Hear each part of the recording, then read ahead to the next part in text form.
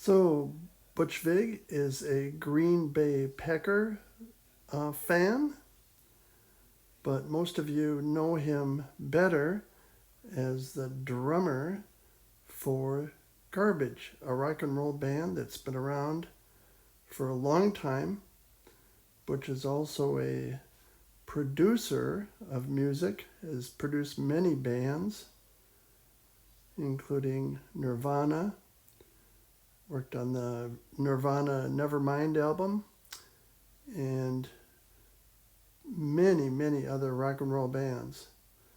So Garbage continues to be on tour, and they're still producing music. They just came out with a new album, and they're going to be starting up a new tour here in the summer of 2025. And you can go to garbage.com and check out the schedule to find out where Garbage is going to be, so you can catch that band if it's in your area. And of course, my name is Stephen Vig, and his name is Butch Vig, and my daughter's name is Sierra Vig, and we are related. Butch is actually my cousin, and we're from Viroqua, Wisconsin. So it's great to have Butch as a cousin, and in the past we've been able to go backstage and meet with Butch when he's on tour.